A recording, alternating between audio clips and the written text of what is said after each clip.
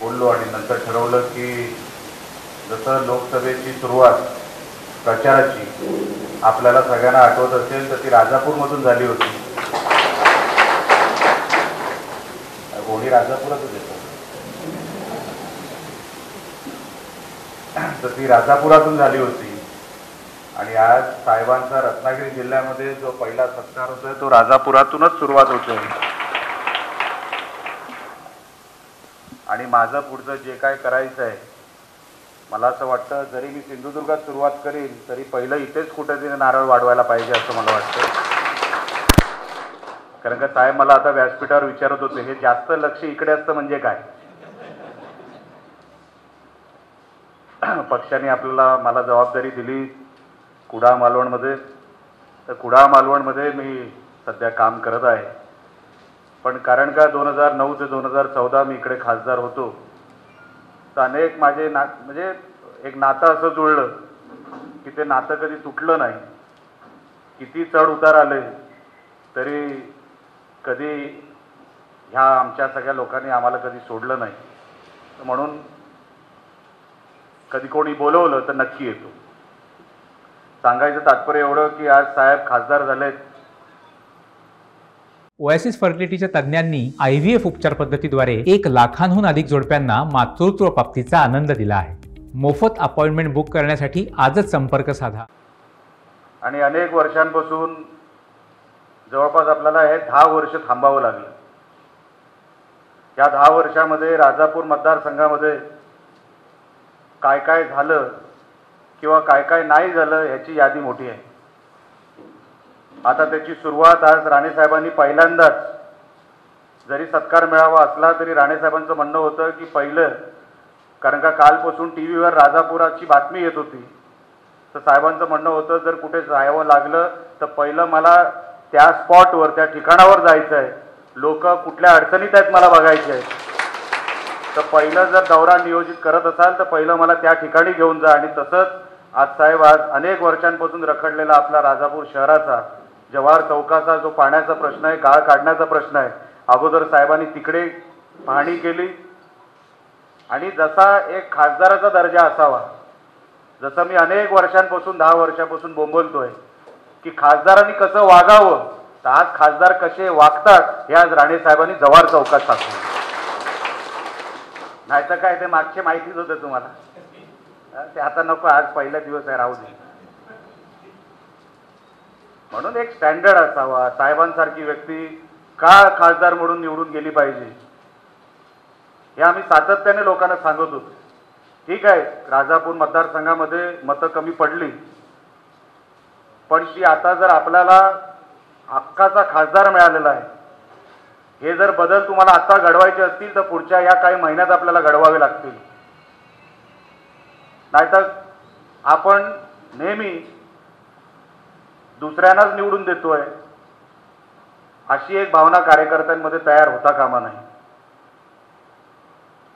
आत्ताच संधी आहे तुम्हाला. मी सातत्याने जेव्हा खासदार होतो तेव्हाही आपल्याला सांगत होतो मागचे 10 वर्ष आपल्याला सांगत होतो आता राणेसाहेब आपले खासदार आहे तळागाळापर्यंत आपल्याला गेलं पाहिजे.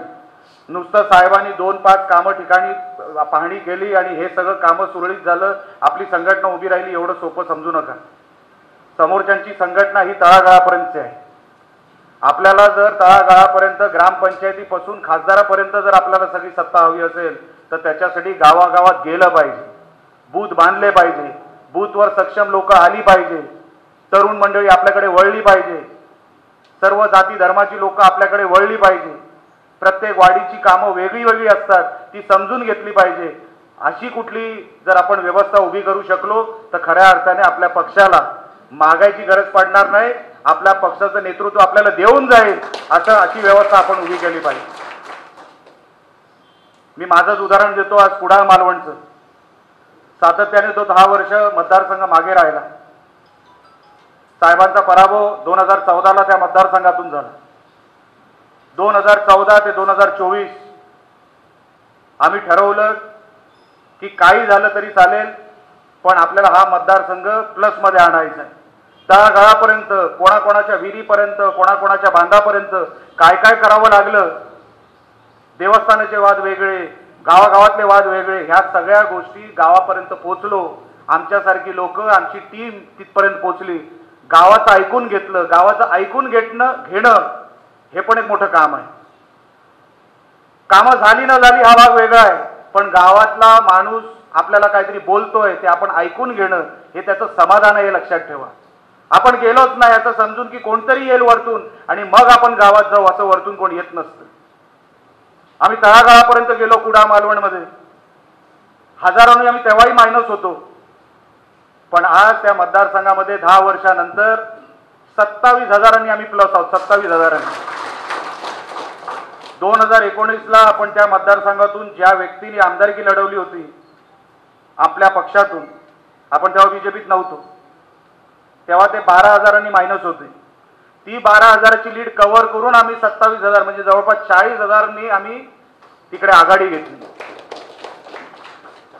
हे काय साधं सोपं नाही, हे काय माझं एकट्याचं काम नाही.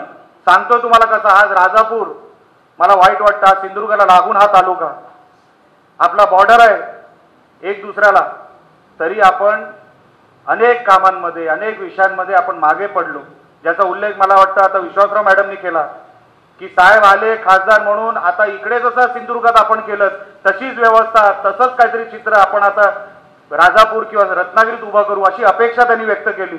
ती काही चुकीची नाही, पण आपण इतके वर्ष का असं चित्र उभं करू शकलो नाही?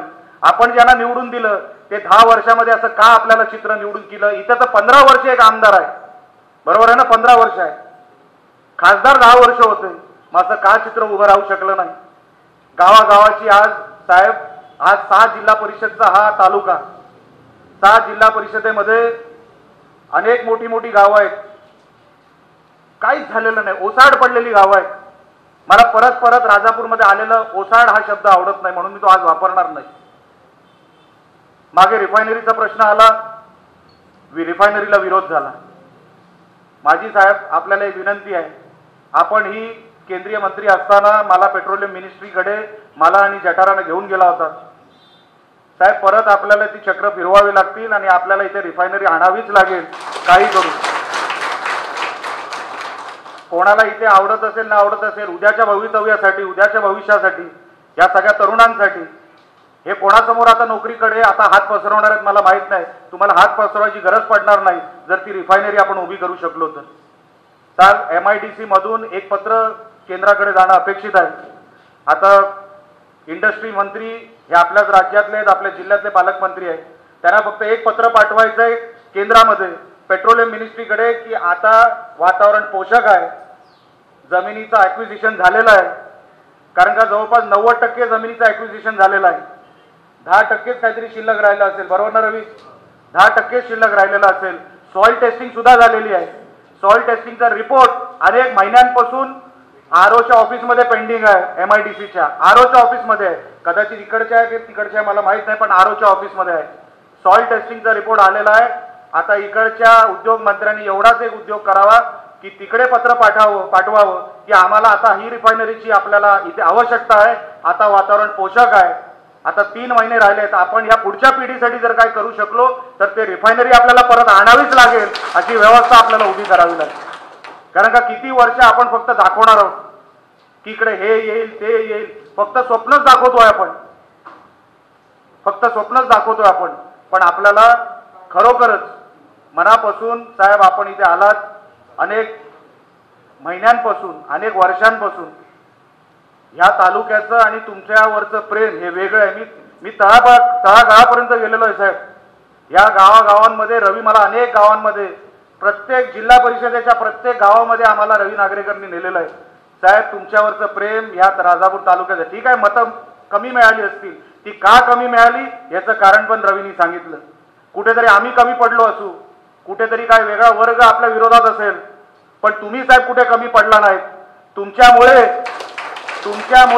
हे फक्त 21,000वर थांबलं. दुसरा कोण असता ना 50,000 आपटला असता ह्या मतदारसंघात, 50,000. तुमच्यामुळे ते 30,000 आम्ही कमी करू शकलो तुमच्या नावामुळे. आणि तुम्ही काय करू शकता हा उभा कोकण ओळखतो, म्हणून ती लीड ही 50,000वर जाणार होती मायनसमध्ये, ती तुमच्यामुळे फक्त 20,000वर थांबली. हे फक्त तुम्हीच करू शकता, तुम्हीच ते करून दाखवलेलं आहे आणि येणारा काळ हा तुमच्याकडे बघतोय. आणि म्हणून मी जेव्हा तुम्ही खासदार म्हणून शपथ घेतली तेव्हा मी एक पोस्ट लिहिली होती. साहेबांचा 1995 पासूनचा ते आतापर्यंत साहेब खासदार झाले 10 वेळा लोकप्रतिनिधी, हे काय खाऊ नये? ही 10वी वेळ साहेबांची, 10 वेळा. कसली राजकीय पार्श्वभूमी नसताना 1985 पासून ते आता 10व्यांदा साहेब लोकप्रतिनिधी झाले. जवळपास 45 वर्ष, कारण का एक मध्ये पोटनिवडणूक होती, जवळपास 45 वर्ष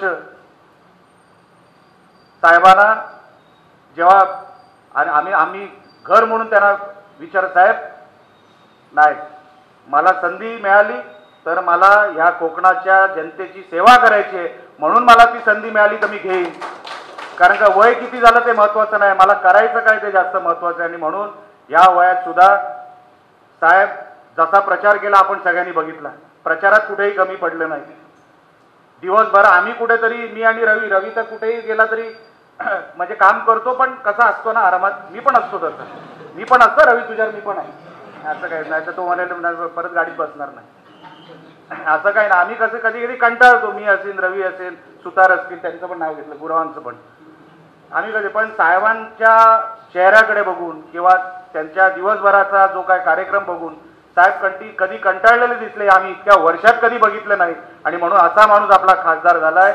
आता सगळा जो काही त्यांच्या खासदारकीचा कार्यकाळ आहे, मी जसा आहे, रवी आहे, बाकी आमचे सगळे, तुम्ही सगळे कार्यकर्ता मेळावा म्हणजे तुम्ही सगळे, आपल्याला ही 5 वर्ष ही मागचे 10 वर्षासारखी नाही तर यशस्वी 5 वर्ष करायची आहे. आणि त्याच्यासाठी तुम्ही आणि मेहनत करूया, एवढंच सांगतो आणि ते थांबतो. जय हिंद, जय महाराष्ट्र.